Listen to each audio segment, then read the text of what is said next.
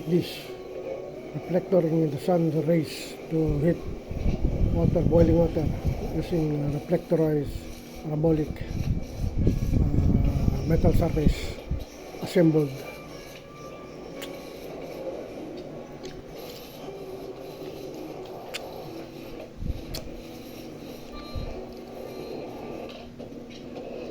There. Nice.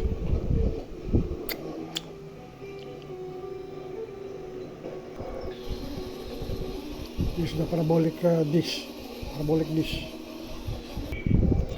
Then putting the mirror, tile mirror, reflective mirror, step glass uses as a reflector, and small square pieces, and then attach with glue, adhesive glue.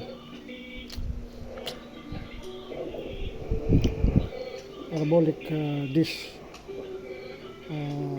heater glass reflector were chosen because they have high light reflectivity, more weather resistant.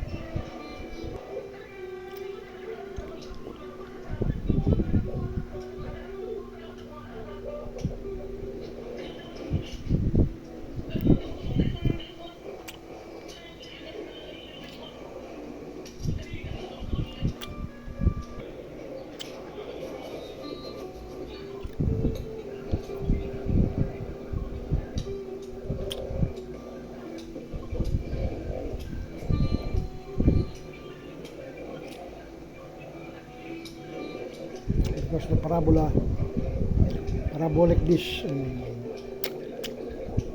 has three-dimensional curved surface.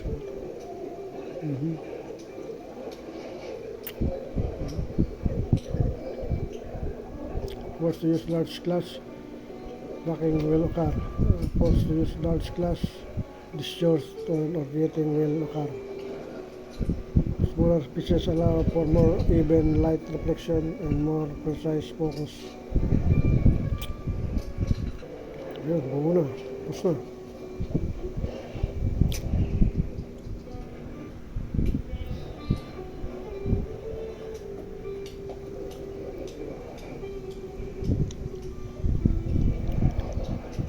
Single focal point.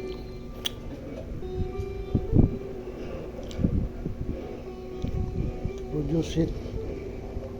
Sunlight can be temperatures exceeding 300 degrees centigrade at the focal point. Taas, no? This process is for boiling water, cooking rice, frying, or even baking food.